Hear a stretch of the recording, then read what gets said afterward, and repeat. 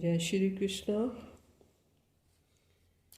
कृष्ण का पूरा संदेश यही है, अपने स्वभाव में आ जाओ, अपने स्वभाव में टिक जाओ, सरल हो जाओ, एक बच्चे की भांति सरल हो जाओ। कृष्ण बार बार ये कहते हैं, अपनी आत्मा के स्वरूप को जानकर, स्वभाव को जानकर मुझ परमात्मा को याद करो, परमात्मा में छुपी हुई शक्तियों को याद करो, तो आत्मा में भी वही शक्तियां याद आ जाएंगी। आत्मा और परमात्मा में सिर्फ छोटा सा भेद है। आत्मा और परमात्मा दोनों अजर, अमर, अविनाशी हैं। दोनों के लिए एक सा गायन है। आत्मा को तलवार काट नहीं सकती, अग्नि से जलाया नहीं जा सकता, पानी से भिगोया नहीं जा सकता, हवा आत्मा को उड़ा नहीं सकती।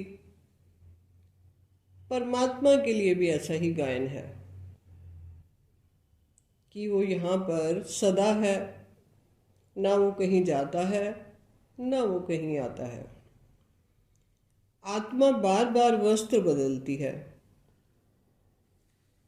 जन्म लेकर शरीर रूपी वस्त्र पहनकर, शरीर रूपी रथ पर सवार होकर सृष्टि रूपी रंगमंच पर पार्ट प्ले करती है। एक वस्त्र छोड़ दूसरा वस्त्र पहनती है, दूसरे वस्त्र उतार कर तीसरा वस्त्र पहनती है।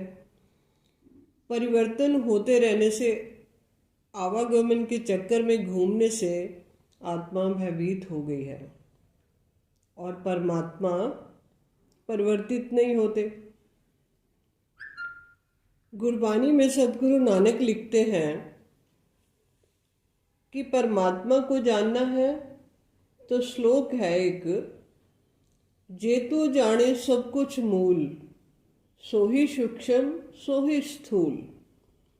कृष्ण परमात्मा अर्जुन को यही कह रहे हैं कि अपनी आत्मा को जानकर, अपने आत्मा के स्वभाव को जानकर, आत्मा के आवागमन को जानकर मुझ परमात्मा को याद करो।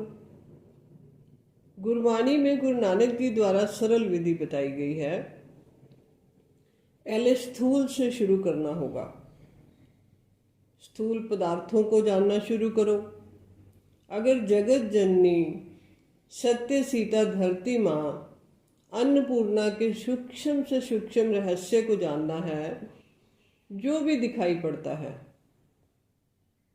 प्रकृति में जो भी दिखाई पड़ता है उसे समझो, प्रकृति से तालमेल बिठाओ और हमेशा याद रखना है कि परमात्मा ने कैसे गर्भ अग्नि में बचाए रखा, गर्भ के ताप से बचाए रखा और संसार में आने से पहले माँ के आंचल में दूध आ गया।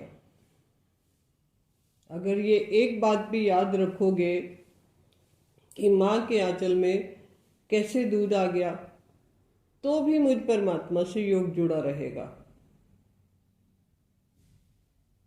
कैसे दूध की व्यवस्था हो गई और ये व्यवस्था किसने करी? कैसे माँ के गर्भ में शरीर की रचना हो गई? ये शरीर की रचना किसने करी? कैसे जीवन दान मिला? खामखा चिंतित रहते हैं सभी। जीवन जिसने दिया है वही संभालेगी। तो मन दुख में नहीं जाएगा। जिस समय अवस्था खराब होने लगे, उस समय तुम खास मेरी याद में रहो, तो दुष्ट से दुष्ट संकल्पों की रील भस्म हो जाएगी। सारे के सारे दुख अपने संकल्पों के हैं, अपने विचारों के हैं। श्री कृष्ण परम माता कहती है, मैं आकारी भी हूँ, साकारी भी हूँ, निराकारी भी हूँ, निरअहंकारी भी हूँ। मेरा आकार नापा नहीं जा सकता। ना मेरी कोई आद है, ना कोई अंत है। इस पर भी नानक लिखते हैं, है भी होशी जाए न जासी, रचना जिन रचाई। रंगी रंगी भांति कर कर माया जिस बनाई। एक श्लोक में और एक लाइन बोली जाती है, अनेक भांत होए पसरिया, चारों ओर पसारा अनेक रंगों से, अनेक गुणों से, अनेक शक्तियों से। एक एक फूल में इतनी शक्ति है, गुलाब के फूल का गुलकंद बना लो, सूरजमुखी फूल का तेल बना लो, देखने में भी अच्छे लगते हैं और खाने में और भी लाभ होता है। चारों तरफ इसी एक का पसारा है।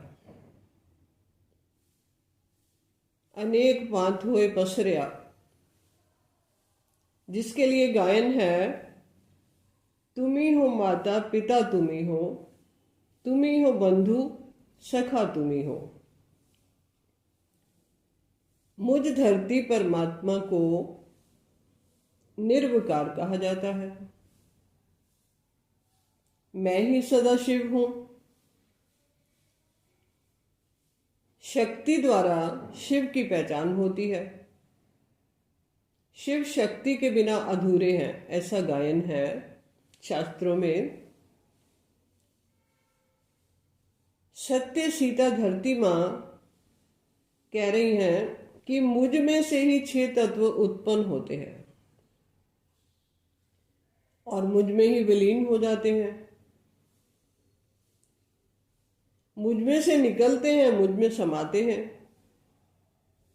ये चक्र निरंतर इसी तरह घूमता रहता है।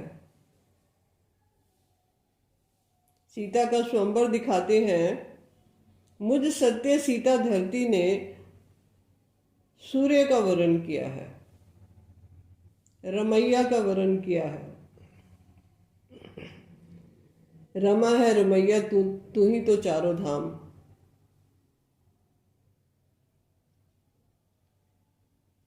अपने इष्ट की, अपने भगवान की निरंतर परिक्रमा करते हुए मैं धरती सभी कार्य संपूर्ण करती हूं,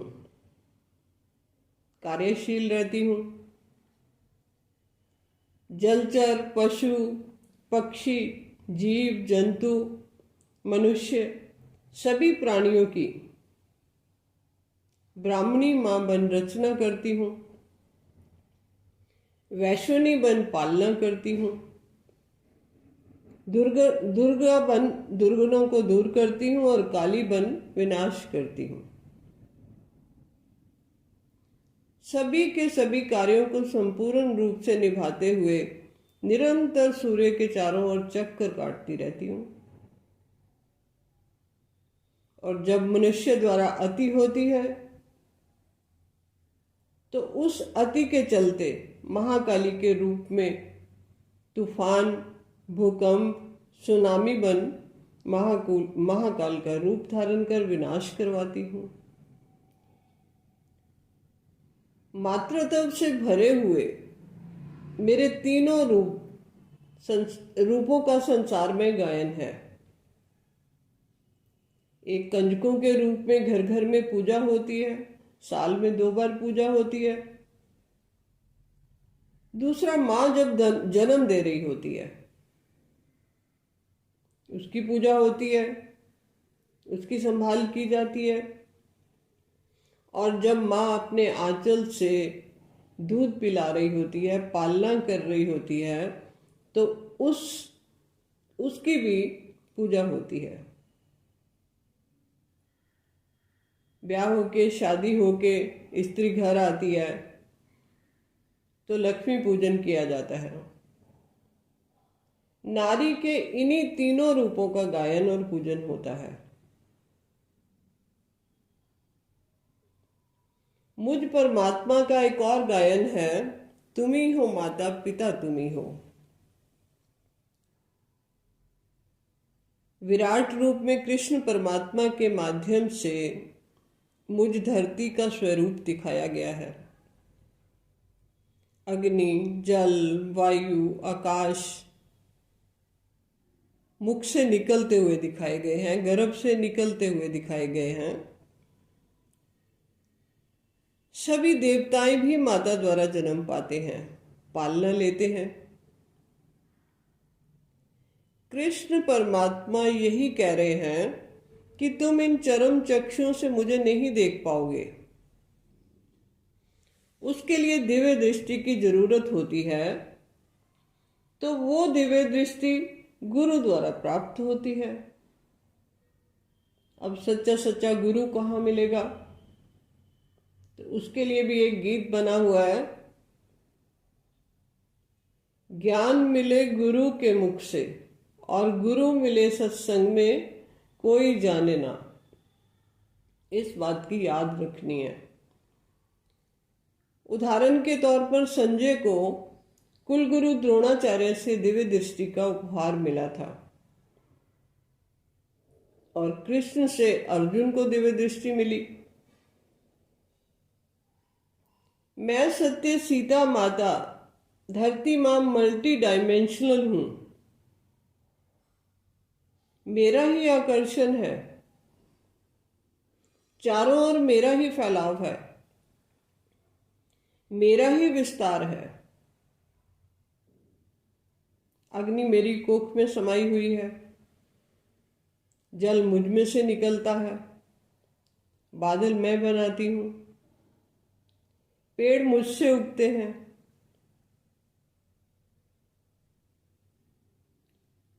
जल से भाप बनती है,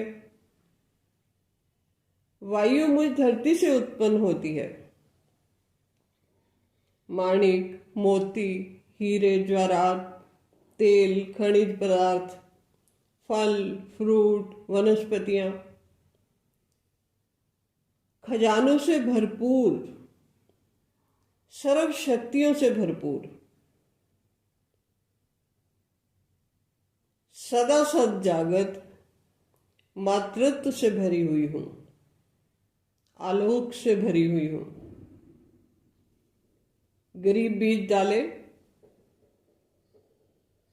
अमीर बीज डाले, किसी भी जाति का व्यक्ति कोई भी बीज डाले, मुझे उसे 101 करके वापस देना होता है।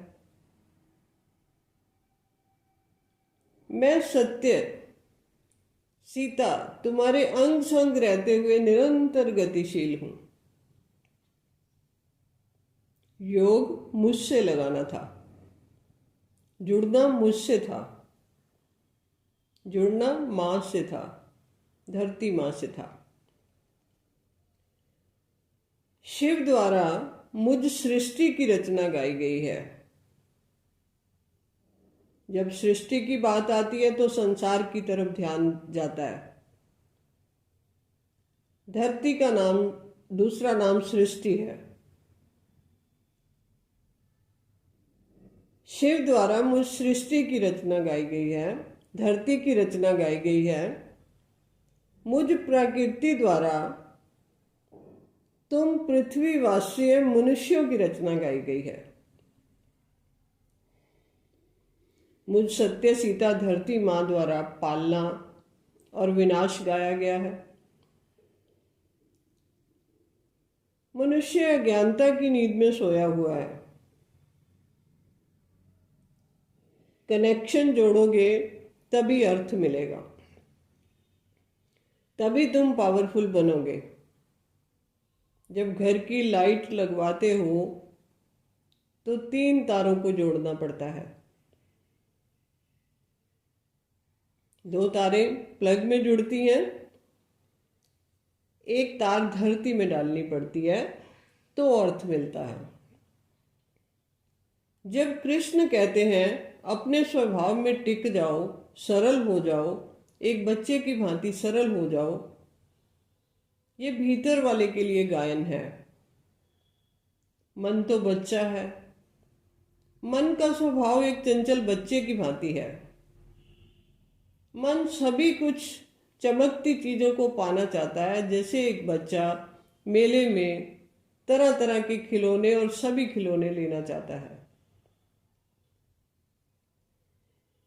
कृष्ण ये बात जानते हैं, इसीलिए कह रहे हैं कि बच्चे की भांति सरल हो जाओ। एक बार एक माँ के साथ छोटा बच्चा चर्च पहुंचता है। पादरी चर्च में लेक्चर दे रहा है। बच्चा अपनी माँ से जिद करता है, स्टेज पर जाकर लेक्चर देना चाहता है, पादरी की तरह बोलना चाहता है। इस बात को देखते हुए पादरी बच्चे को स्टेज पर बुला लेता है। उसके हाथ में एक माइक दे दिया जाता है। बच्चा जोर जोर से माइक में कुछ बोलने लगता है। माइक की आवाज को बंद किया होता है। बच्चा लगातार बोल रहा है। जब लेक्चर खत्म हो जाता है तब पादरी उस बच्चे को पूछता है कि मैं तो बाइबल पढ़कर सुना रहा था, तुम क्या सुना रहे थे? बच्चा जवाब देता है कि आप भी एबीसी बोल रहे थे, मैं भी एबीसी बोल रहा था, आप भी इंग्लिश में बात कर रहे थे, मैं भी इंग्लिश में बात कर रहा था।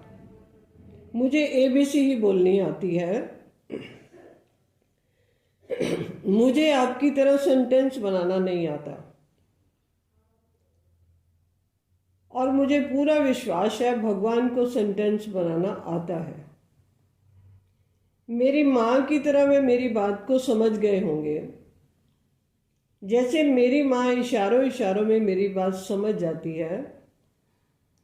परमात्मा भी मेरी बात समझ गए होंगे। जैसे बच्चे को अपने माँ के प्रति अटूट विश्वास होता है, वैसा विश्वास भगवान पर करना है, परमात्मा कृष्ण पर करना है। इसी और कृष्ण का इशारा है कि सहज हो जाओ, सरल हो जाओ और मुझसे प्रीत जोड़ो। इसी में सभी का कल्याण है। आज इतना ही।